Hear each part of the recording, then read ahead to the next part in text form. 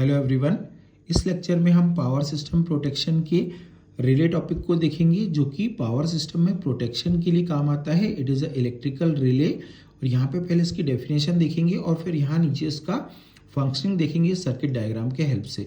दोनों चीज़ बहुत ईजी है। चलिए अपन देखते हैं, शुरू करते हैं। So relay is an automatic sensing device. सबसे पहले तो क्या है, रिले एक ऑटोमेटिक सेंसिंग डिवाइस है। मीन्स मैनुअली ऑपरेट नहीं करना पड़ेगा, ये ऑटोमेटिकली काम करेगा सेंस करने का। Sensing device that senses the abnormal conditions. क्या सेंस करेगा ये?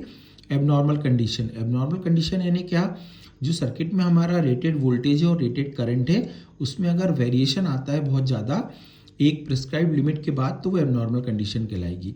फॉर एग्जांपल कहीं पर 10 एम्पियर करंट होना चाहिए, वहाँ 20 एम्पियर करंट हो जाती है तो वो एबनॉर्मल कंडीशन हो गई। कहीं आपका 100 वोल्ट अगर वोल्टेज होना चाहिए वो 50 वोल्ट हो जाता है, हाफ हो जाता है, तो वो एबनॉर्मल कंडीशन होगी। ऐसी कंडीशंस को ये क्या करेगा? सेंस करेगा।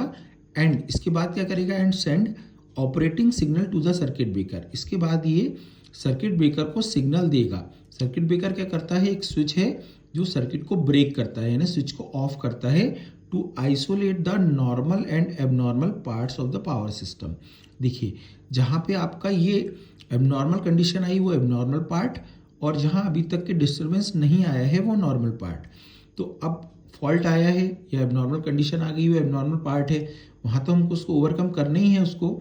लेकिन इस मोमेंट पे रिले क्या करेगा? सेंस करके सर्किट ब्रेकर को नॉर्मल पार्ट से सेपरेट होने के लिए बोलेगा, आइसोलेट होने के लिए बोलेगा, ताकि एबनॉर्मल पार्ट का जो डिस्टर्बेंस है वो नॉर्मल में एंटर ना हो, क्योंकि सारा सिस्टम हमारा इंटरकनेक्टेड है। तो ये तो था वर्किंग आपका रिले का। अब यहाँ इसका फंक्शनिंग देखते हैं एक सिंपल से सर्किट डायग्राम से। यहाँ देखिए, ये सबसे पहले ऊपर है एक बस बार। बस बार यानी क्या?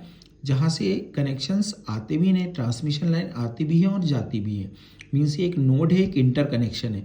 यहाँ से देखिए लाइन जा रही है, सर्किट ब्रेकर के दोनों टर्मिनल हैं और यहाँ पे ये इसको ज्वाइन कराने के लिए एक आपका एक प्लंगर जैसा बना हुआ है, और ये सर्किट ब्रेकर के दोनों आपके टर्मिनल से जो सेपरेट भी हो सकते हैं और ज्वाइन आपका कनेक्टेड भी हो सकते हैं।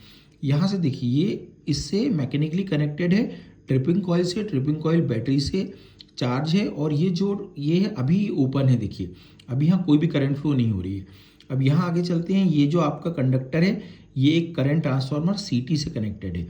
CT क्या करता है? एक स्टेप अप ट्रांसफार्मर है, और स्टेप अप ट्रांसफार्मर वोल्टेज को तो बढ़ाता है लेकिन करंट को कम करता है। तो ये तो मेन लाइन है, तो यहाँ का करंट तो ज़्यादा होगा। फॉर एग्जांपल 100 एम्पियर करंट हुआ इसका, है ना, तो ये इसको 10 एम्पियर करके यहाँ देगा, बिकॉज यहाँ पे हमको ज़्यादा करंट की ज़रूरत नहीं है। हमको यहाँ इस प्लंगर को ऑपरेट कराने के लिए जितनी करंट की ज़रूरत है उतने ही प्रोपोर्शनेट अमाउंट में ही करंट को कम करेगा। अब देखिए, यहाँ पे फॉर एग्जांपल फॉल्ट आया तो यहाँ पे जो करंट थी, अब क्या हुआ? देखिए इस केस में अभी सर्किट ब्रेकर के जो ये हैं ये दोनों जॉइंट है। अभी यहाँ ओपन दिखा रहा है लेकिन जॉइन है अभी। तो यहाँ पे क्या करेगा? पूरा शॉर्ट सर्किट में क्या होता है, सारी करंट शॉर्ट सर्किट में आने लगती है, तो इस वाले सर्किट में एकदम से करंट बहुत बढ़ जाएगी। अब यहाँ अगर करंट बढ़ी तो इसमें भी प्रोपोर्शनेट अमाउंट में करंट तो बढ़ेगी। फॉर एग्जांपल यहाँ 100 थी, यहाँ 10 थी। अगर यहाँ 100 की 200 हो गई तो यहाँ 10 की 20 एम्पियर हो जाएगी। इस केस में क्या होगा?